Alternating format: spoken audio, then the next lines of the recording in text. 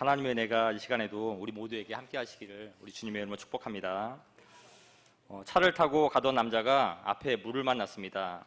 물의 깊이를 알지 못해서 지나가야 되는지 지나갈 수 없는지 막 고민을 하고 있다가 마침 물가에 놀고 있는 아이가 있었습니다. 그래서 그 아이한테 물어봤습니다. 얘야, 저 또랑이 깊니? 아이가 서슴없이 아니요, 깊지 않습니다. 남자는 그 아이의 말을 그대로 믿고 그대로 차를 몰고 들어갔습니다. 물에 들어가자마자 차는 깊이 빠지고 가까스로 나온 다음에 남자가 아이에게 왜 거짓말을 했느냐고 화를 냅니다.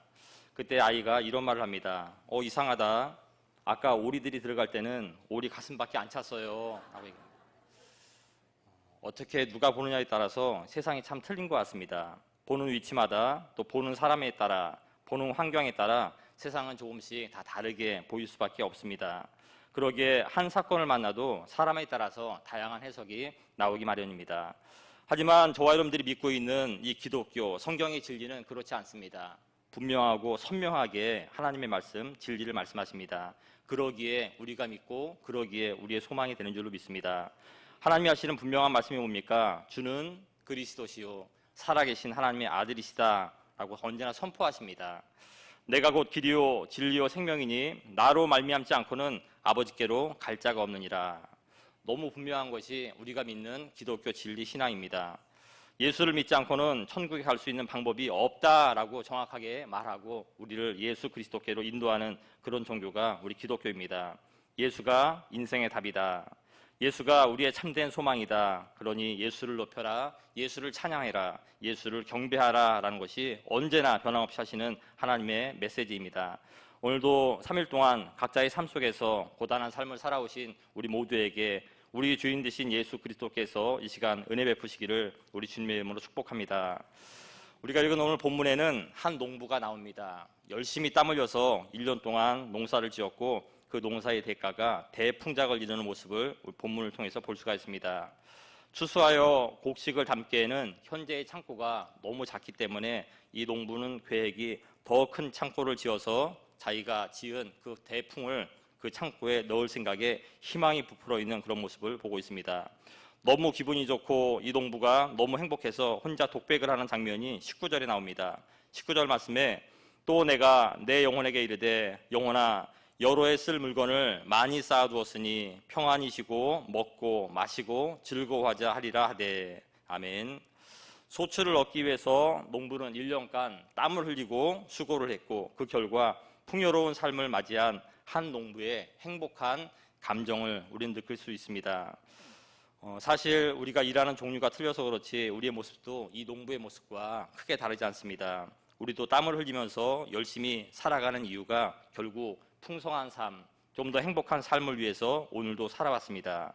이게 나쁜 모습은 결코 아닙니다. 하나님께서 원하시는 모습이고 우리도 그렇게 살아가야 됩니다. 예레미야 29장 11절 말씀에 여호와의 말씀이니라 너희를 향한 나의 생각을 내가 아나니 평안이요 재앙이 아니니라. 너희에게 미래와 희망을 주는 것이 하나님 나의 목적이다, 나의 바라는 바다라고 하나님도 저 여러분들의 삶이 조금 더 평안하고 조금 더 행복하고 조금 더 건강해지기를 원한다라고 말씀하고 계십니다. 그런데 그럼에도 불구하고 하나님은 여전히 오늘도 우리에게 하시고 싶은 말씀이 또 있습니다. 그것이 무엇인가? 사람에게 진짜 필요한 것이 있다. 그것을 꼭 알아야 된다라는 것이 언제나 우리에게 하시는 말씀입니다.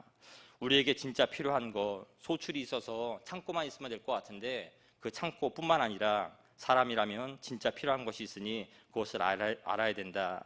이 시간은 그걸 다시 한번 우리가 생각하면서 하나님이 주시는 은혜를 기다리는 시간입니다. 사람에게 꼭 필요한 것 아니면 사람에게 필요한 것은 과연 무엇일까? 너무 수준이 낮은 질문이죠. 그렇죠? 사람에게 뭐가 필요합니까? 당연히 생존에 필요한 의식주입니다. 먹을 것, 입을 것, 그리고 쉴 수 있는 집, 이 세 가지가 사람에게는 반드시 필요합니다. 생활이 힘들고 가난한 나라일수록 이런 의식주 문제만 해결돼도 그 나라의 만족감이 높아집니다. 국민들이 행복해하죠. 기본적인 생존권만 보장돼도 가난한 나라에서는 행복하다고 합니다.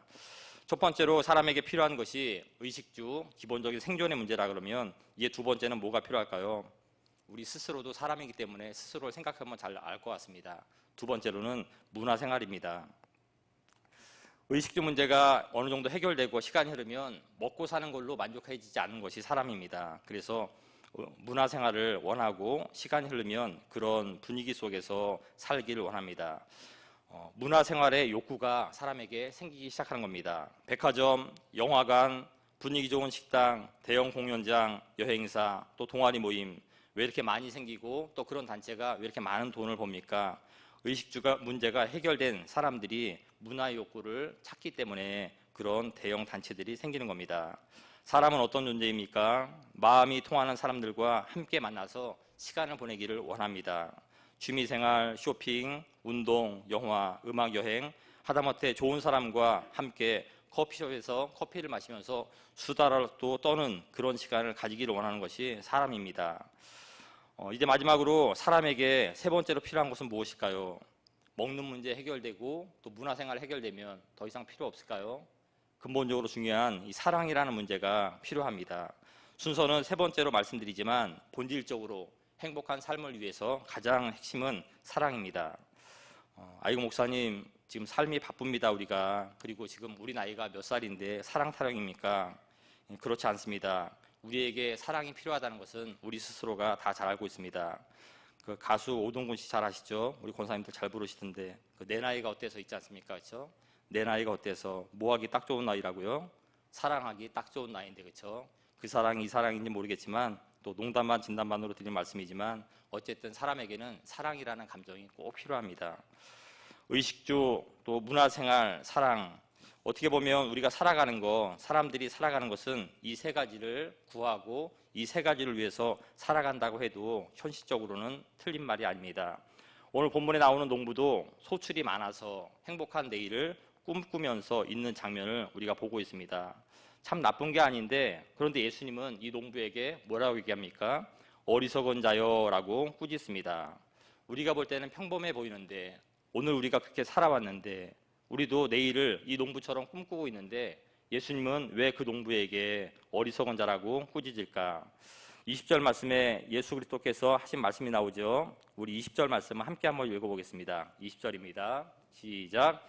하나님은 이르시되 어리석은 자여 오늘 밤에 내 영혼을 도둑으로 찾으리니 그러면 내 준비한 것이 누구의 것이 되겠느냐 하셨으니.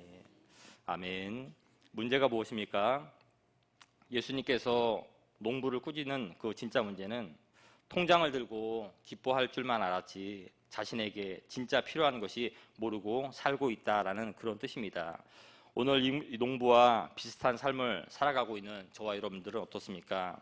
예수님이 말씀하시는 그 진짜 우리에게 필요한 것, 진짜 우리가 꼭 알고 있어야 하는 것, 그것이 과연 무엇입니까? 첫째는 우리가 갖고 있는 영원한 생명입니다. 늘 알고 있지만 늘 기억해야 되는 것, 영원한 생명. 여러분 책을 읽어보셨는지 모르겠는데요. 사람은 무엇으로 사는가라는 그런 소설이 있습니다. 사람은 무엇으로 사는가. 그 내용은 이렇습니다. 시몬이라는 이름을 가진 가난한 구두방 주인이 있었습니다.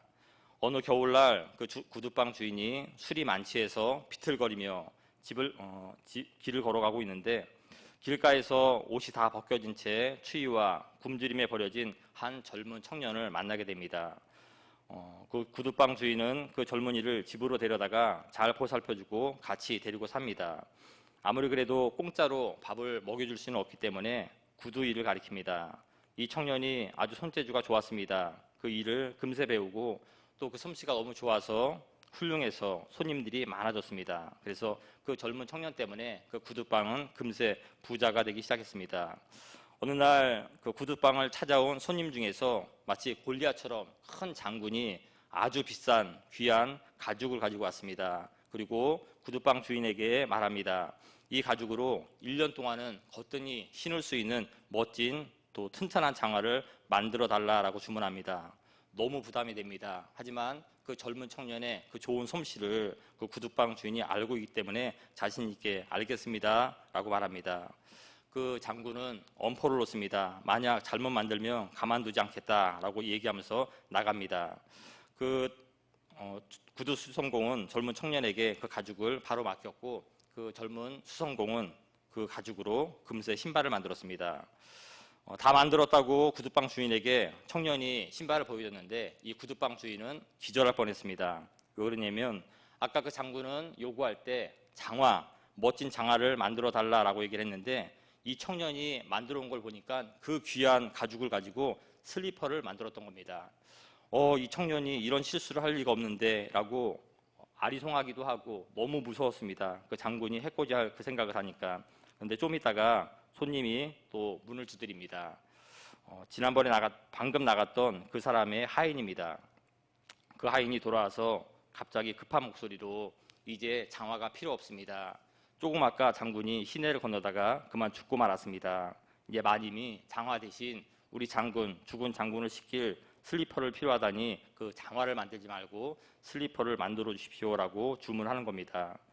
이 구두방 주인은 소름이 끼쳤습니다. 그리고 그 젊은 청년을 바라봤습니다. 그때 그 젊은 청년이 자신의 정체를 밝힙니다. 그 청년은 하나님께 벌을 받고 잠시 땅으로 내려온 천사였습니다. 미가엘이라는 천사였습니다. 하나님이 그 천사를 쫓아내실 때 그 천사에게 3가지 문제를 냈다라고 고백을 합니다. 그리고 그 문제를 다 풀면 내가 너를 다시 받아주겠다라고 했다는 겁니다. 하나님이 내신 첫 번째 문제는 한번 생각해 보세요. 사람의 마음에는 무엇이 있는가? 이것을 알아봐라 라고 하나님이 시켰다는 겁니다. 둘째는 사람에게 허락되지 않은 것은 무엇인가? 이게 중요하죠. 사람에게 허락되지 않은 것은 무엇인가? 세 번째는 사람은 무엇으로 살아가는가? 이 소설에 답이 다 나와 있으니 내용이 너무 길기 때문에 소설을 한번 읽어보시면 좋겠습니다. 두 번째로 질문, 사람에게 허락되지 않은 것은 과연 무엇인가? 저는 이 질문을 붙잡고 설교를 이어나가겠습니다. 사람에게 허락되지 않은 것, 우리에게 허락되지 않은 것이 과연 무엇일까요? 이 소설에 의하면, 또 성경에 의하면 사람이 죽는 날, 자기가 언제 죽을지 죽는 날을 알지 못하는 겁니다. 이것이 우리에게 허락되지 않았다. 그러니 우리가 알 수 있는 날은 그 죽음을 준비하면서 살아야 된다라는 것이 오늘 말씀의 핵심입니다. 언제 죽을지 모르면서 마치 영원히 살 것처럼 교만하게 살아가는 모습을 하나님은 꾸짖고 계시는 겁니다.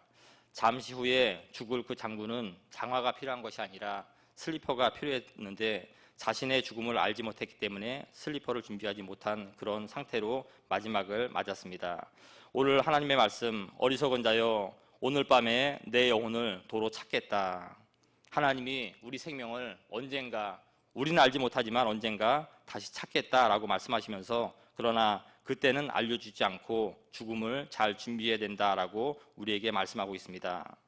우리가 죽음을 준비하고 있죠, 그렇죠? 많은 사람들이 각자 나름대로 죽음을 준비하고 있습니다. 죽음 준비하면 뭡니까? 수의를 준비하고 관을 준비하고 또 선산을 준비하고 또 상조회사에 보험을 듭니다. 세상 사람들과 우리 머릿속에 있는 대부분의 죽음 준비는 다 그런 겁니다. 하지만 성경이 말하는 죽음의 준비는 그런 준비를 말하는 것이 아닙니다. 우리가 다 알다시피 우리가 죽은 다음에 우리가 들어갈 수 있는 그 천국에 갈 수 있는 영원한 생명이 준비가 됐느냐라고 언제나 우리에게 말하고 있습니다. 사람이 죽은 다음에 끝나는 것이 아니라 그 다음에 사후의 세계가 있는데 그 천국에 갈 수 있는 영원한 생명의 준비를 우리 호흡이 끊이기 전에 이 땅에서 준비해야 된다라고 성경은 언제나 말하고 있습니다. 히브리서 9장 27절 말씀, 한 번 죽는 것은 사람에게 정해진 것이요 그 후에는 심판이 있으니라고 말합니다. 사람은 누구나 다 죽습니다. 그런데 그걸로 끝이 아니라 죽음 이후에 하나님의 백보자 심판이 있다고 성경은 말하고 있습니다. 그 심판 앞에서 하나님의 책망을 받고 지옥으로 들어가 영원한 고통을 당하느냐, 아니면 하나님의 은총을 입고 영원한 생명을 얻어 우리 주님 계신 천국에 들어가 영생 복락을 누리느냐가 우리가 죽음 이후에 반드시 거쳐야 하는 과정이다.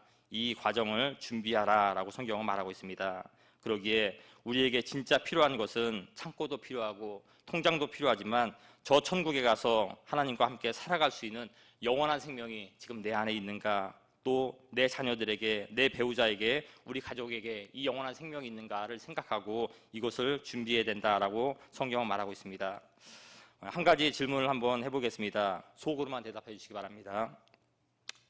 내가 죽은 다음에 하나님의 심판을 통과하고 영원한 천국에 들어갈 수 있는 그 영원한 생명, 내가 과연 어디서 어떻게 받을 수 있을까라고 제가 지금 질문하면 특별히 우리 어르신들 답을 할 수 있겠습니까? 속으로만 답하세요.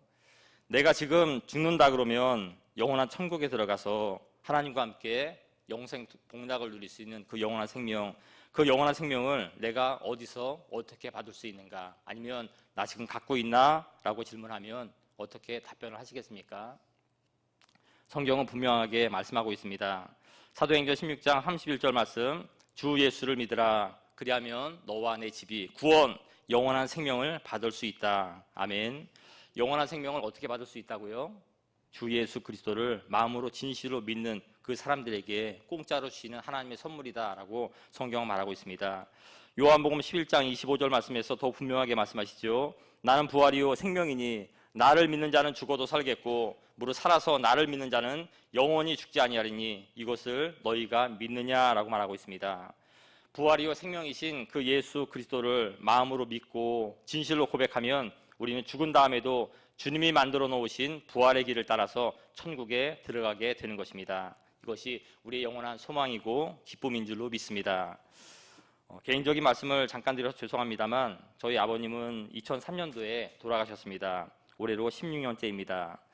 교회는 물론 다니셨지만 제가 안심이 되지 않아서 신분전증으로 세종병원에 입원해 계실 때 일주일 동안 함께 있으면서 구원의 확신을 심어드리기 위해서 나름대로 복음을 전하기 위해서 노력했습니다. 복음을 아버님께 설명할 때마다 아버님이 저한테 늘 하셨던 말씀 중에 한 가지가 원인아 내가 죄가 많다. 내가 어떻게 이 죄를 갖고 천국에 들어갈 수 있겠니? 라는 그런 말씀이셨습니다. 흔히 말하는 것처럼 법 없이도 살 수 있는 분이 저희 아버님이셨습니다.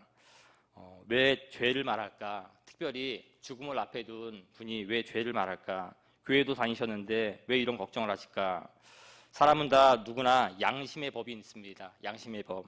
그 양심의 법이 우리 속에 있는 죄를 느끼고 살고 인생의 마지막이 가까울수록 그 죄의식이 강해지는 것 같습니다. 죄인인 우리가 예수를 믿는다고 과연 내가 천국에 들어갈 수 있을까라는 그런 의문이 드시는 성도님들이 이 자리에도 계시다 그러면 하나님의 말씀만 믿으시기 바랍니다.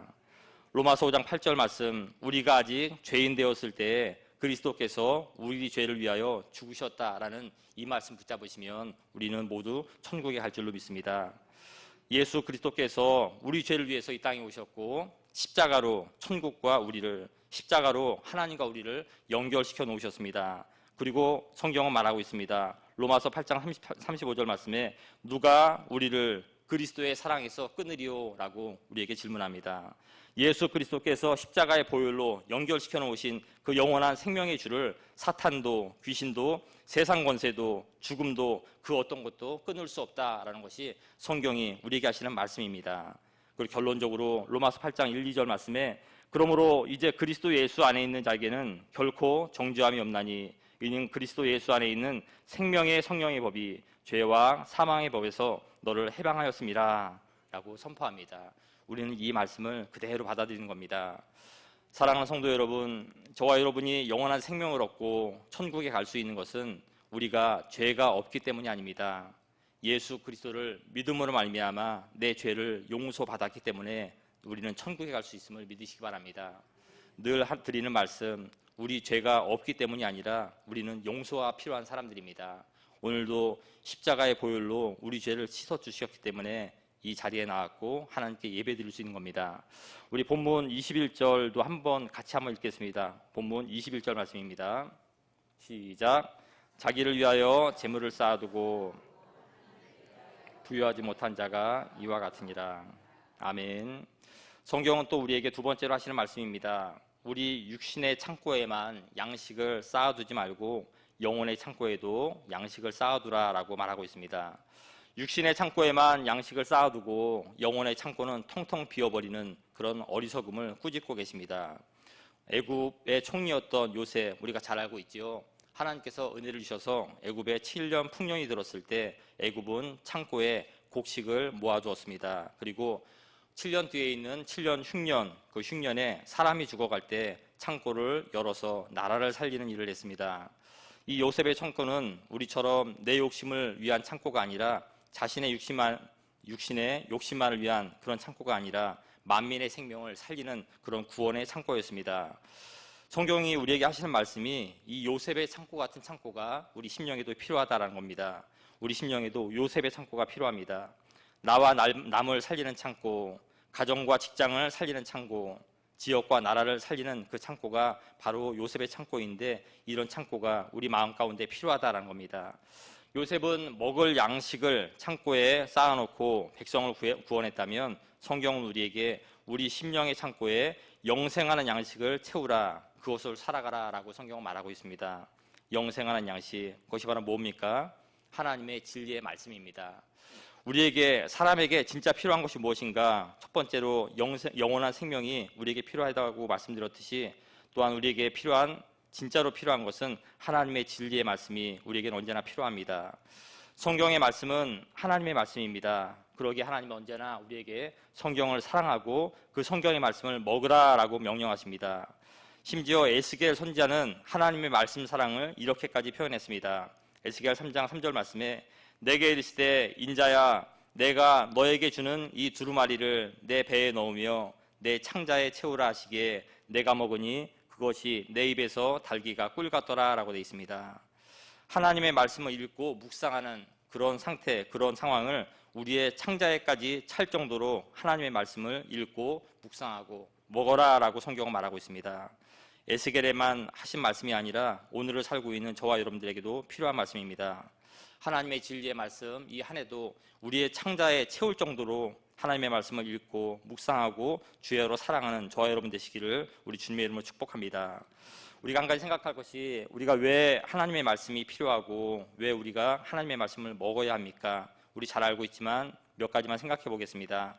말씀 안에 우리가 걸어갈 길이 있기 때문에 우리는 말씀을 먹어야 됩니다.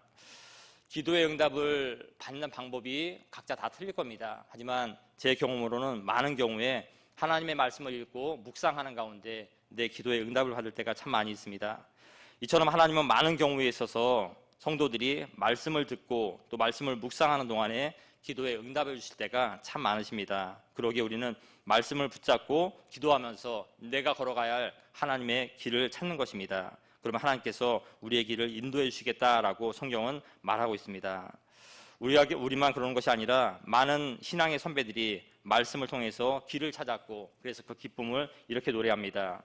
시편 119편 105절 말씀에 주의 말씀은 내 발의 등이요 내 길의 빛입니다 라고 말씀에서 길을 찾은 신앙의 선배들이 아름다운 기쁨의 노래입니다. 우리에게도 언제나 말씀을 통해서 우리의 인생길이 푸른 초장처럼 쉴만한 물가운처럼 아름다운 길로 연결되기를 우리 주님의 이름으로 축원합니다. 또한 우리가 말씀을 왜 가까이 하고 말씀을 많이 먹어야 되는가? 말씀은 우리를 위로하시는 능력이 있기 때문에 말씀을 통해서 우리는 위로를 받아야 됩니다. 우리가 잘 알고 있듯이 구약에 아기를 낳지 못해서 늘 눈물을 흘렸던 한나, 날마다 성전에 나와서 눈물로 괴로움을 하나님께 토했습니다. 엘리 제사장이 한나에게 축복하지요. 사무엘상 1장 17절 말씀에 엘리가 대답하여 이르되 평안히 가라. 이스라엘의 하나님이 내가 기도하여 구한 것을 허락하시기를 원하노라 라고 되어 있습니다. 제사장의 축복을 이 한나는 믿음으로 받고 마음의 위로를 받고 결국 하나님의 은총을 입었습니다. 사람의 말에도 위로와 능력이 있습니다. 그렇다면 하나님의 말씀에는 더욱더 위로와 또한 능력이 있는 것입니다. 상처 입은 우리의 마음을 어디서 위로받을 수 있을까? 오직 하나님의 말씀인 줄로 믿습니다. 이사야 66장 13절 말씀, 어머니가 자식을 위로함 같이 내가 너희를 위로할 것인즉 너희가 예루살렘에서 위로를 받으리라. 아멘. 세상이 주는 위로가 아닌 정말로 착한 어머니처럼 하나님의 말씀을 통해서 우리를 위로하시는 그 하나님을 오늘도 붙잡으시는 저와 여러분 되시기를 우리 주님의 이름으로 축복합니다. 시편 147편 3절 말씀, 상심한 자들을 고치시며 그들의 상처를 싸매시는도다. 언제나 하나님은 우리를 위로하시는 그런 분이십니다. 우리가 말씀을 읽고 묵상하는 동안에 하나님의 말씀이 살아있기 때문에 그동안 우리 격동하는 마음을 차분히 달래시고 상처 입은 우리의 심령을 어루만져 주시겠다라는 그런 약속의 말씀입니다. 사람은 과연 무엇으로 살아가는가? 이런 질문을 드리면 여러 가지 대답이 있겠지만 그 중에 중요한 것이 기쁨과 즐거움입니다. 이것이 우리에게 필요한 겁니다. 어느 동화에 나오는 이야기인데요. 아주 짧은 이야기입니다. 옛날 아주 먼 옛날에 한 왕국에 공주 자매가 살고 있었습니다. 하나님은 공평하신 하나님이시라 언니 공주에겐 아름다운 미모를 주셨고 동생 공주에겐 재치를 나눠주셨습니다. 그 성에서 큰 잔치, 행사가 열리면 이웃나라의 멋진 왕자들이 다 와서 처음에는 다들 얼굴이 예쁜 언니 주위로 몰렸습니다. 하지만 시간이 갈수록 하나 둘씩 동생 곁으로 발길을 돌렸습니다. 여기서 질문입니다. 왜 그랬을까요? 예쁜 얼굴은 잠시 사람을 끌지만 즐거운 대화는 오래오래 즐기고 싶어서 그랬답니다. 기쁨 또 즐거움, 이것은 사람에게 큰 축복입니다. 또 중요하고 꼭 필요한 것입니다. 성경도 우리에게 같은 말을 하고 있습니다. 잠언 17장 22절 말씀에 마음의 즐거움은 양약이라도 심령의 근심은 뼈를 마르게 한다라고 되어 있습니다. 우리에게 있어서 가장 큰 행복은 뭘까요? 즐거움입니다. 기쁨입니다. 그것이 바로 우리의 힘이라고 성경은 말하고 있습니다. 따라서 마음의 즐거움은 그 어떤 보약보다 더 큰 값어치가 있다라고 성경까지 말하고 있습니다.